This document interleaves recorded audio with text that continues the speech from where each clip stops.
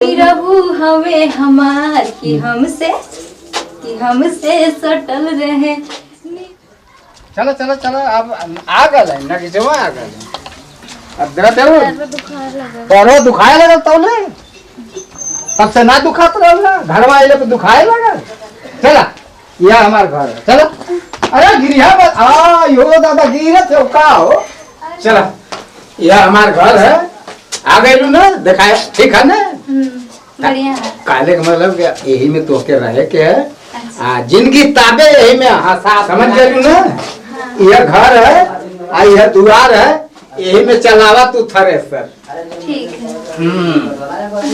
ठीक है ना हमारे घर बढ़िया है। जमत है ना। अरे एकदम बढ़िया है। तो के तो कोई चीज में निक लगाला तू आज दिलवा ऐसा ना कि निक लगाइलू। हमके ना तू अच्छा लगेला। हम यही पता हम तुम्हारे पर फिदा हो गई। अरे हम तो तोरे पे फिदा हो गल रहनी। इतना बढ़िया बढ़िया लड़का देखे हो तेरा ना कुलाइन के रिजेक्ट कर देनी। कुलाइन के ना। हाँ। अरे कितना तू सुंदर है। हम कहीं ना। हाँ। हम ई कहीं कि तू पता ना हमके पसंद करबू कि ना करबू। हम बड़ा फेर में रही हो। अरे इतना तू स्मार्ट हुआ हम तो कि काहे ना पसंद करबो। मैं जानत रहलो कि तू मोके पसंद जरूर करबू। जब तू हमके पसंद दिलऊ तो तू हमके पसंद ना करबू। ता अब ऐसन है कि दिलऊ बात बतावा कैसे रहलू। हम एकदम बढ़िया से रहली। हमेशा तोरे ही फेरा में रहत रहनी। अच्छा तोरे बारे में दिन रात सोचत रहनी। हमके अइबा तो फिर कैसे लेके जइबा फिर शादी के बाद का होई ये कुछ सोचत रहनी हम। जानते हो हम यह कहत रही ना कि कब तू मिल जाइबू कब तू मिल जाइबू। फोटोवा देख के कितना सुंदर लगेलू। और जाना तो हम तो से काहे शादी कइनी। और एक बार हम पढ़े जात रहनी ना। अच्छा एगो पंडित बाबा रहना। हमार हाथ देखना कहना 40 साल के बाद वाले अगर लड़का से शादी करबू तो ठीक है।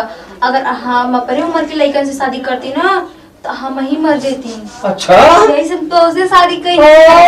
हमसे तो से पहले से जान पहचान रहा बस कितना सुंदर है कितना। लेकिन तू शायरिया पढ़ाएगा जब मारे लाओ शायरिया ना देखा ऐसा है ना कि हमारे परंपरा हमारे घर का कि जब दुल्हन आवे नी तो एक से दू गाना गा के सुनावे नी तो जिंदगी भर खुश रहे। गाना हाँ ए हमरे गनो तो ना आवेला हो। आज कुछ गा देबू खाली कोरम तो पूरा करे के। कितनी नीक लगती दुल्ही रहे बेमानी रहुआ। हम सुनावती तू नाचत ना हुआ। नाचत ना है ऐसा गावा ठीक है गावा चला।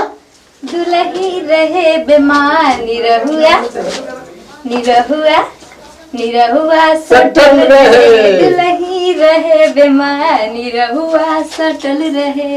निरहु हमें हमार कि हमसे सटल रहे। निरहु हमें हमार कि हमसे सटल रहे। अब बतावा कैसे लगल। बहुत बढ़िया बहुत बढ़िया। तू कितना अच्छा नाच लेलू हो। गला भी तुहरे तो सरस्वती जी बैठल है कटैया में हो। हाँ सब कहेला सब लोग कहेला ना। हाँ। अरे हमें अपने आँखी देख रही कहल अब हम मनबा ना कर।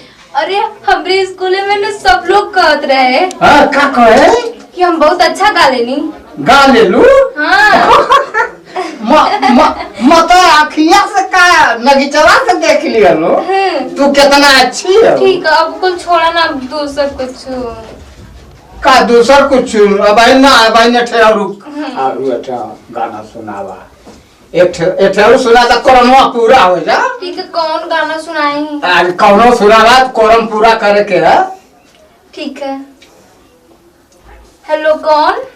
अरे हम बोल रहे हैं। अरे कौन। अरे हम बोल रहे हैं। नहीं जानती।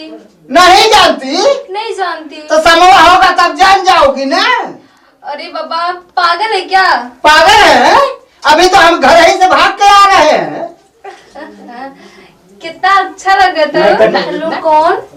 अरे हम बोल रहे हैं। अरे कौन? अरे हम बोल रहे हैं, नहीं समझ पा रही हो का? नहीं जानती। नहीं जानती?